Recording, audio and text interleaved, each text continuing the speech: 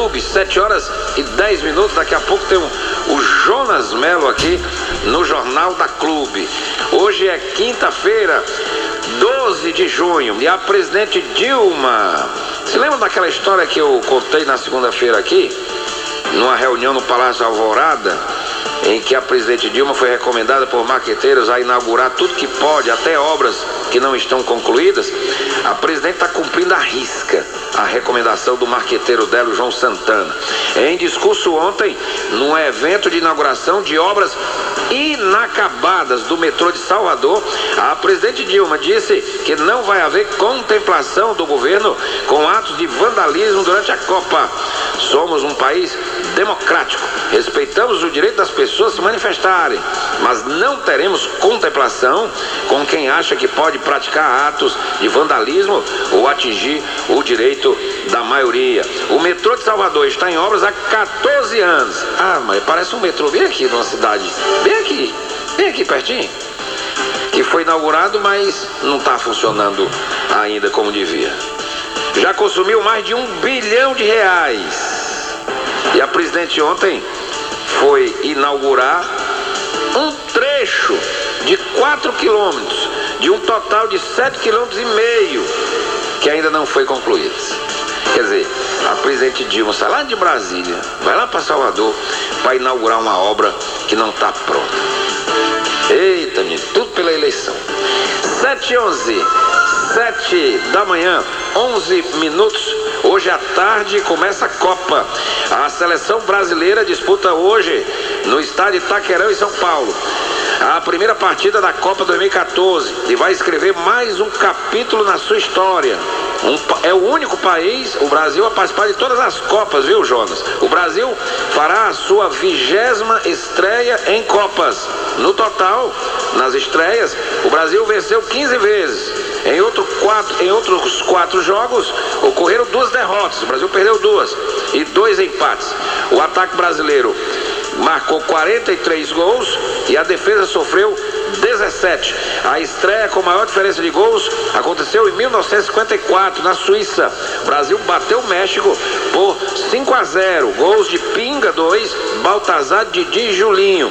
Nas 3 Copas seguintes, Suécia, Chile e Inglaterra, 3 vitórias sem sofrer gols. Contra a Áustria, o Brasil ganhou 3-0.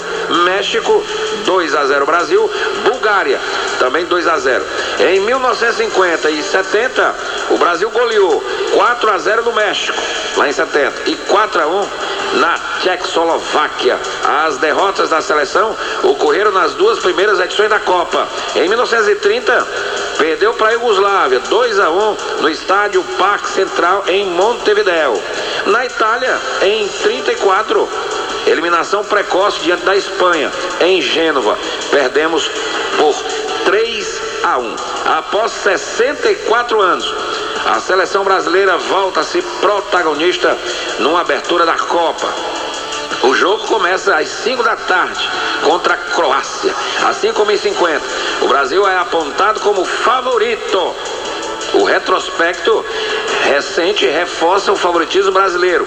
O time de Filipão acumula 9 vitórias consecutivas em amistosos e é a equipe com maior sequência positiva atualmente entre todas as 33 que vão disputar a Copa. O Brasil está invicto a 36 partidas. 32. Bom, o problema também desses amistosos é porque o Brasil arruma um bocado de amistoso, é barca furada, né? Panamá, não sei o quê. Mas vamos ver. Brasil e Croácia hoje, 5 da tarde. Não, bota o Brasil aí. Jonas Melo, Brasil. Qual é o seu placar pro jogo Brasil e Croácia, Jonas Melo? Eu entrei num bolão bem acolá, mas eu acho que eu tô lascado, porque eu peguei 4-0 Brasil. Eu acho que não dá 4-0 não. 7h15. Alô, Jonas Melo, qual é o seu placar pro jogo? Bom dia. Notícias da Assembleia. Jonas Melo. Bom dia, você, Renato. Bom dia ao Gilson Lima. Bom dia aos milhares de brasileiros que estão todos pintados aí para o início da Copa do Mundo. Hoje eu não vou ser muito otimista, mas 3-1 tá bom demais. Não devemos subestimar o adversário. Como 3-1 você não tá otimista? Não, estou tanto quanto otimista, porque a gente tem que respeitar o adversário, né? É bom respeitar. Esse negócio de cantar a vitória antes do tempo, eu estava ouvindo agora há pouco um comentário de um importante comentarista esportivo, que ele disse o seguinte: olha, o Brasil é um bom time, temos uma boa seleção, mas é bom parar de muito oba-oba, porque esse negócio de oba-oba lembra muito a seleção de 82, era muito oba-oba, era um mau time, era um timaço, de fato era, mas não ganhou nada. Você sabe, Renato, que já dizia os mais velhos, quem muito se acha acaba se perdendo, né? Além de ter um bocado de gente desse jeito, nesse perfil. É verdade, que pega o poder e fica se achando. Se acha como se o poder fosse eterno. Mas na barra de cartas, porque o dia da manhã é incerto, mas virá. Na abertura da sessão plenária de ontem, quarta-feira, que teve na presidência dos trabalhos, o deputado Cinemão Roque do PROS, secretariado para a deputada Inês Arruda, começou a tramitar na Assembleia Legislativa 3 mensagens do Poder Executivo. A mensagem 7635, que é a mais importante, que acompanha o projeto 64/2014, autoriza a transferência de recursos para a Irmandade Beneficente da Santa Casa de Misericórdia de Fortaleza. Então, parabéns à Assembleia e ao Governo do Estado por esse entendimento de liberar recursos para a Santa Casa de Misericórdia. E o Papa Francisco, meu caro Renato, ele deixa uma mensagem alusiva à Copa do Mundo. Sua Santidade fala da importância do mega evento para unir os povos em torno do planeta. Ele afirmou que esta festa é da solidariedade e combate ao racismo e à sonegação. O Papa Francisco também pediu o respeito pelas pessoas pobres que não podem participar da festa. Que as pessoas que estão no evento não fiquem fazendo onda com a cara das pessoas. Mais ou menos assim que o Papa quis dizer. Mas vamos ouvir o Papa Francisco a respeito da Copa do Mundo. Queridos amigos, é com grande alegria que me dirijo a vocês todos, amantes do futebol, por ocasião da abertura da Copa do Mundo 2014 no Brasil. Quero enviar uma salutação calorosa aos organizadores e participantes, a cada atleta e torcedor, bem como a todos os espectadores que, no estádio ou pela televisão, rádio e internet, acompanham este evento que supera as fronteiras de língua, cultura e nação. A minha esperança é que, além de festa do esporte, esta Copa do Mundo possa tornar-se a festa da solidariedade entre os povos. Isso supõe, porém, que as competições futebolísticas sejam consideradas por aquilo que no fundo são: um jogo e, ao mesmo tempo, uma ocasião de diálogo, de compreensão, de enriquecimento humano recíproco. O esporte não é somente uma forma de entretenimento, mas também, eu diria, sobretudo, um instrumento para comunicar valores que promovem o bem da pessoa humana e ajudam na construção de uma sociedade mais pacífica e fraterna. Pensemos na lealdade, na perseverança, na amizade, na partilha, na solidariedade.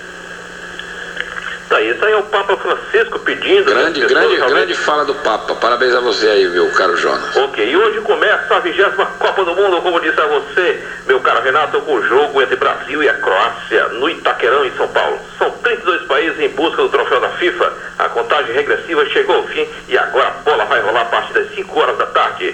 E dizer a você, Renato, que em uma segunda assembleia realizada ontem, o dia 11, os motoristas e cobradores, como você falou aí, mantiveram a greve em Fortaleza com paralisação que terá início à meia-noite da segunda-feira, dia 16, véspera do jogo entre Brasil e México no Estádio Castelão. Eu acho que sindicato deveria respeitar os cidadãos e cidadãs que acordam cedo para defender o pão de cada dia. Deveria as autoridades que se acham poderosas demais ter a sensibilidade de pensar que prejudica a sociedade, que aumenta a violência.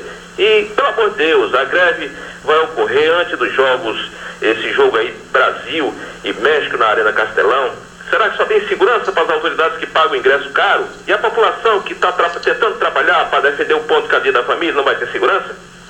Inclusive os empresários de ônibus desçam do seu pedestal e negociem com os motoristas. Eles têm uma pauta aí, rapaz. Eles estão pedindo, por exemplo, O Vale Refeição estão pedindo R$12. O pessoal está oferecendo para R$6 e pouco. Aumenta um pouquinho isso aí, rapaz. Oferece 9, 10. Negocie.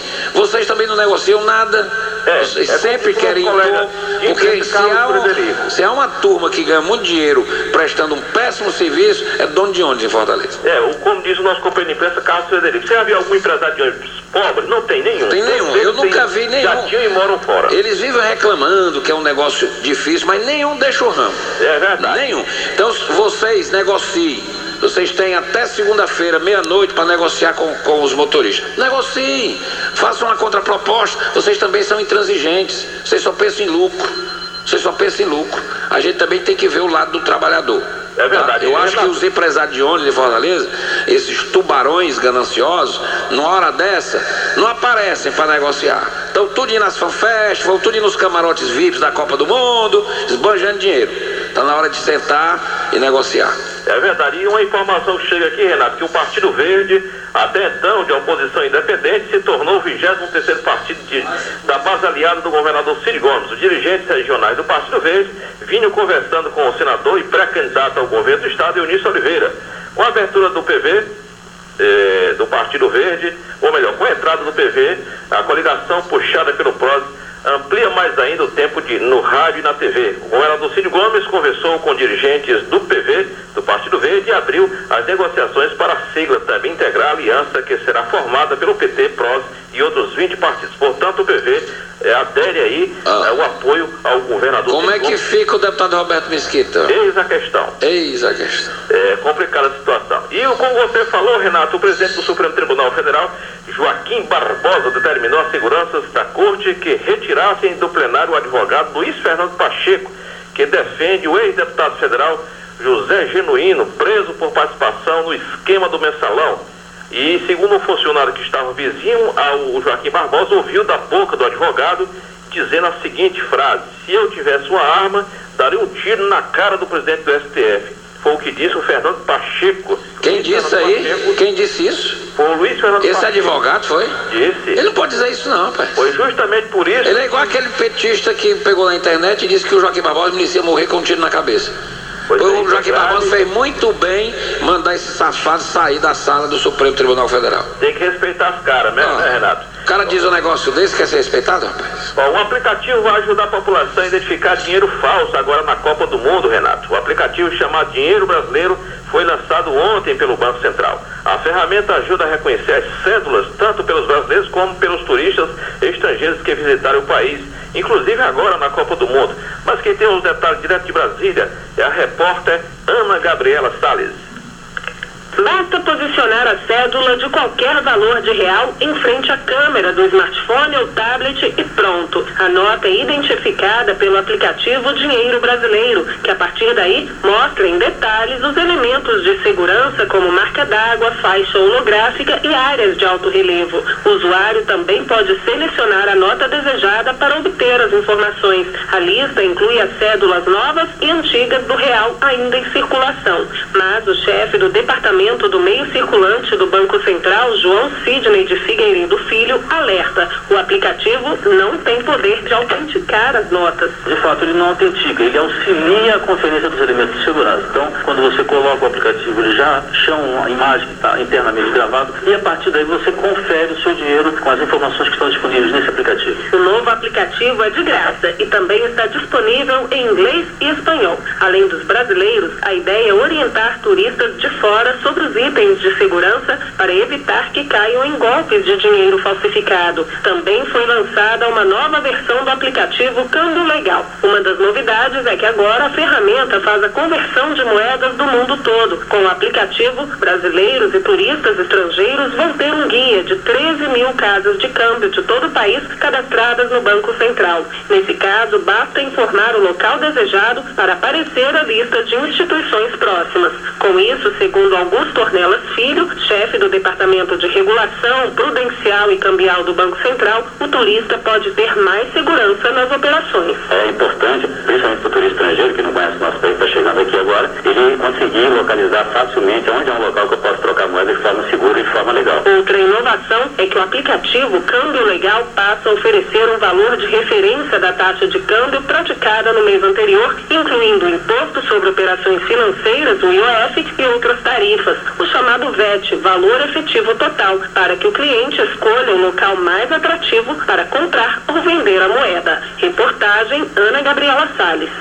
Isso aí, são essas as informações. Em clima de Copa, Renato, mas lembrando que amanhã sessão plenária na Assembleia Legislativa sob comando da minha diretora que é à frente. Hoje não tem expediente, né, na Assembleia? Não tem expediente, mas amanhã nem na Câmara, normal. nem na Câmara, amanhã é normal.